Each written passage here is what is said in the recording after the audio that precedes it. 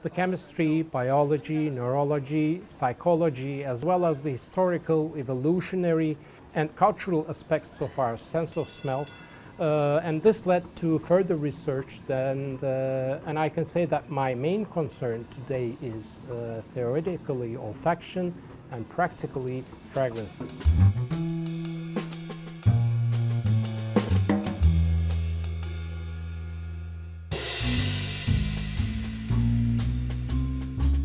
Vedat Ozan is an artist whose work has led him into the visual arts via his training in photography and the world of olfaction via his interest in perfume. After his university training at the Bosphorus University, Istanbul, Ozan learned photography at the Istanbul Photography and Cinema Amateurs Association, IFSUK, exhibiting both in Turkey and abroad. His expertise as an independent perfumer has developed into an interest in all aspects of smells and aromas, both sensory and culturally.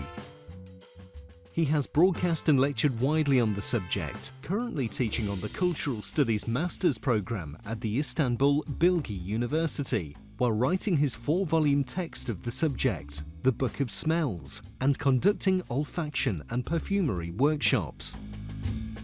Vedat told us the story behind the mysterious meaning of smells. I was interested in smells since my childhood. When I say smell, I mean perfumes.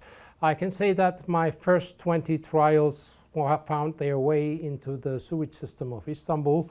But time passed, and slowly and step by step things began to change. And I started to, in a way, visualize the formulas in my mind. Meaning, I was thinking of an odor molecule and its reactions and combinations with others without even smelling it on the paper.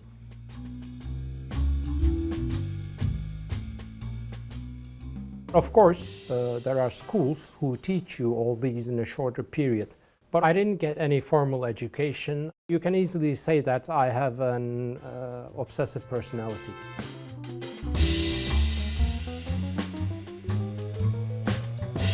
I am what they call a self-made perfumer, with its advantages and disadvantages. It takes longer, you make silly mistakes, and those mistakes cost a lot. But on the other hand, the best way to learn is to make mistakes and learn not to repeat them.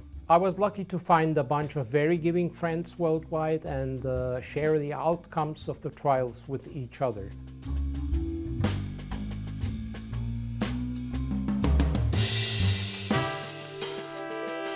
Sense of smell starts to function before we are born. We see the first clues of it at our 17th week in the placenta liquid, and we step into the world using it in full function. All the smells that we sense for the first time are recorded in our memory, along with the emotion we live during this encounter. Therefore, we can say that the first entry to the memory database of our sense of smell is common, the smell of our mothers. This is an evolutionary necessity because we need an anchor to the lost heaven we just came through from. And apart from the social values, that heaven is also the source of food, safety, and comfort.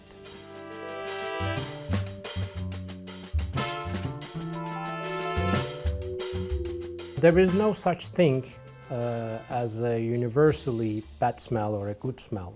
Good and bad are meanings that we attach to the others as well as to other things. If, for example, I had smelled carnation flowers for the first time in my life when I was living a period of loss and grief, like at the funeral of my mom or dad, it is very hard for me to change that bad label attached to it, no matter that the rest of the society thinks carnations smell nice.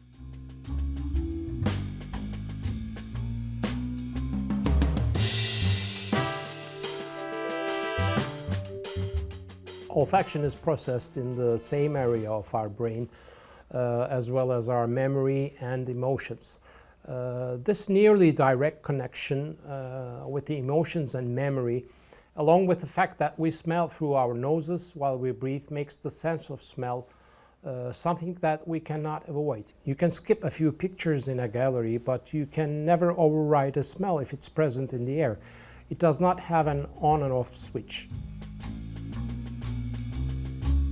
We think that the smell of a product is directly related to its function, though it's not.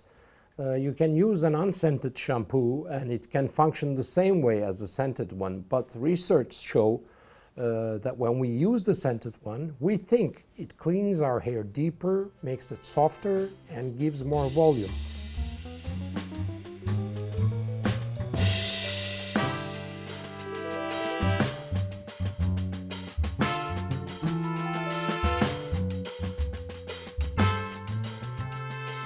I started writing a series of books called The Book of Smells. I plan it to be 4 volumes for now, but I don't know what the future will bring.